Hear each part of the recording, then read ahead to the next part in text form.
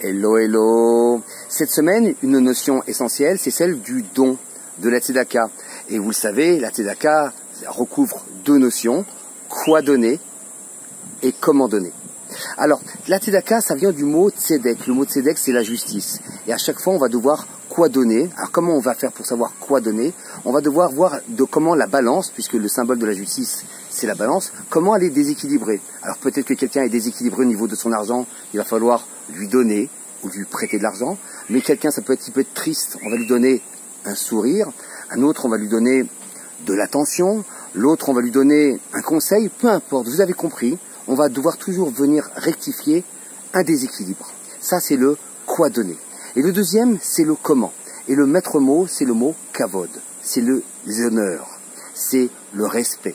Et pour faire ça, il va falloir le faire de façon très intelligente parce que c'est l'une des notions les plus essentielles en matière de relations humaines, aussi bien par rapport aux autres que par rapport à soi-même, c'est le respect.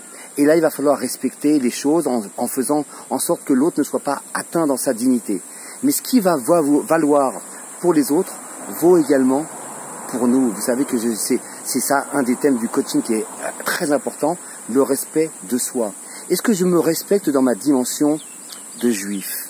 Est-ce que je me respecte dans ma dimension de conjoint, de parent, d'enfant, d'enseignant, de quoi que ce soit? Est-ce que j'arrive à m'honorer dans les valeurs que je choisis, dans les choses qui sont essentielles pour moi? Est-ce que j'y suis suffisamment attentif? Est-ce que je nourris ces côtés-là? Et bien évidemment, on va le faire pour les autres. Est-ce que l'autre, il a besoin que je lui donne l'argent en lui disant « bah tiens, prends ces 100 shekels ou ces 100 euros et puis laisse-moi tranquille ». Bien évidemment que non. Il va falloir le faire avec dignité. Le sourire également, qu'il ne soit pas hypocrite et qu'il ne soit pas non plus trop condescendant, mais bienveillant, attentif. Dans les propos que je vais lui donner, s'il a besoin d'avoir certains conseils, est-ce que je vais lui faire en lui donnant une leçon ou au contraire en l'amenant à une réflexion et en l'amenant à une certaine autonomie? Eh bien c'est ça la tzedaka qu'on voit cette semaine. Savoir quoi donner et savoir comment le donner. Et réfléchissons à ça et posons-nous la question, est-ce que cette semaine j'ai su donner et j'ai su recevoir? Parce que donner, c'est également recevoir, et recevoir, c'est également donner. Et savoir que de toute façon, généralement, si j'ai eu un petit souci relationnel, sachez que c'est de l'ordre du kavod, cette deuxième notion de la tzedaka. J'ai peut-être pas su recevoir, ou peut-être j'ai été pris en défaut.